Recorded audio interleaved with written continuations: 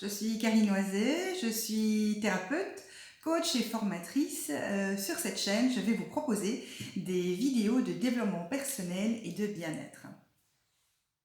Ça fait longtemps qu'on ne s'est pas vu, trop de travail et pas assez de temps. Aujourd'hui, je suis de retour avec des petites capsules de bien-être où je m'adresse aujourd'hui à vous mesdames, à vous les femmes, les mamans, les mamies, les belles mamans qui êtes débordées, fatiguées, stressées par une vie quotidienne surchargée, qui ont beaucoup de mal aujourd'hui à trouver un équilibre entre leur vie personnelle et familiale et les activités professionnelles.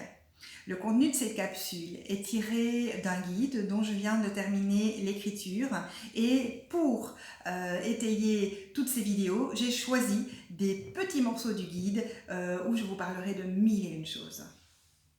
Un des premiers thèmes dont je parle dans le guide et dont j'aimerais vous parler aujourd'hui est la quête de la perfection. Cette envie d'être, quelle que soit la situation dans laquelle on se trouve, toujours parfaite.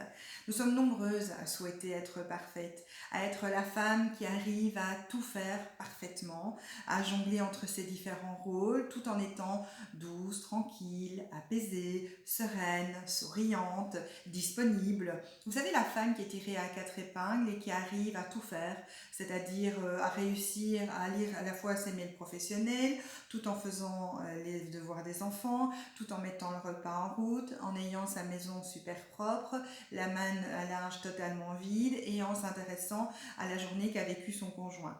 Bon, soyons honnêtes, la femme parfaite, elle n'existe pas. Et pourtant, nous sommes nombreuses à rêver à être cette Wonder Woman fantastique.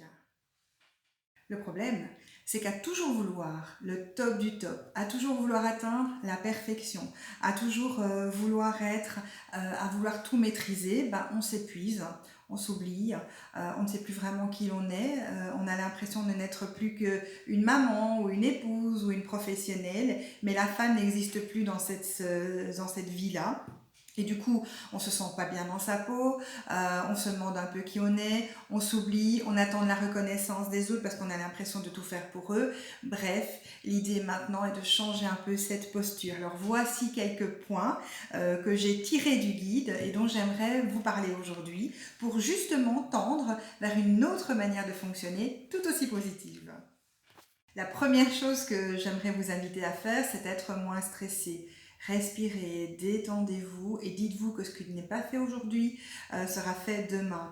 Relâchez-vous et lâchez prise. Votre journée, de toute façon, elle ne compte que 24 heures. Donc même si vous avez une to-do list hyper grande, vous n'arriverez quand même pas à tout faire. Donc respirez une bonne fois et faites une chose à la fois. Ne vous dispersez pas, petit pas par petit pas. Soyez et surtout, soyez dans l'ici et maintenant.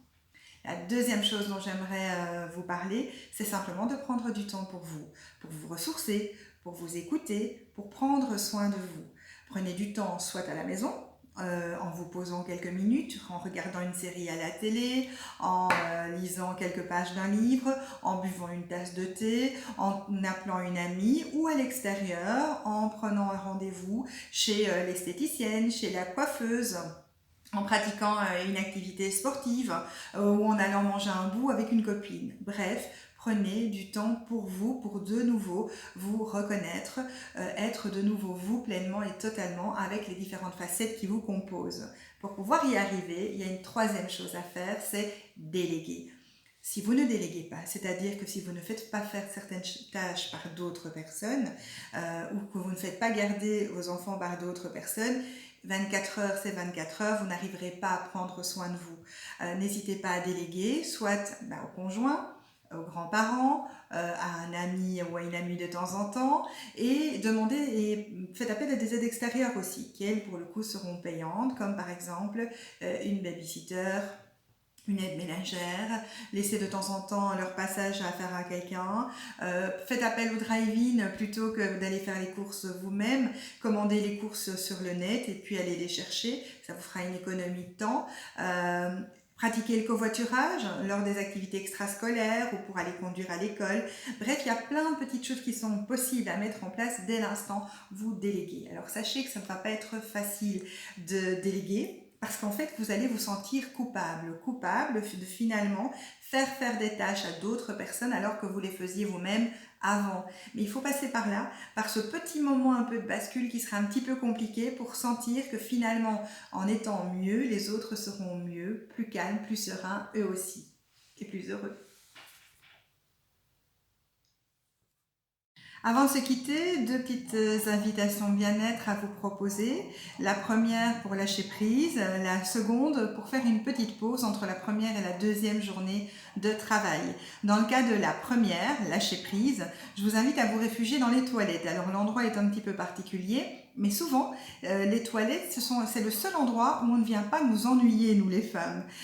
Les enfants, le mari, quand on est aux toilettes, nous laissent tranquilles. Donc quand vous avez besoin de respirer une bonne fois, réfugiez-vous quelques instants aux toilettes, respirez une bonne fois pour ensuite pouvoir redémarrer votre soirée sans être trop énervé ou trop à cran ou trop stressé. La deuxième est de vous poser entre la première et la deuxième journée de travail. La première journée étant la journée à l'extérieur, pour les mamans au foyer, c'est s'affairer toute la journée, et puis arrive la deuxième journée où les enfants rentrent de l'école. Et là, tout démarre, c'est-à-dire le repas du soir, aider à faire les devoirs, faire toutes les tâches du quotidien que l'on n'a pas eu le temps de faire durant la journée puisqu'on était absente. Et entre ces deux moments, entre cette première et cette deuxième journée, posez-vous. Détendez-vous pendant une quinzaine de minutes pour pouvoir basculer d'une première étape, une première journée, à une seconde en étant calme, sereine et apaisée. Bien voilà, c'est déjà fini. J'espère que vous avez passé un bon moment. Si vous avez aimé cette vidéo, n'hésitez pas à appuyer sur le petit pouce bleu. Merci de laisser un petit commentaire pour me dire ce que vous en avez pensé de ce petit retour et de cette première petite capsule. Et n'hésitez pas, si ça vous dit, de vous abonner à ma chaîne YouTube. J'ai hâte de vous retrouver déjà la semaine prochaine avec une nouvelle capsule. En attendant, prenez soin de vous. À bientôt.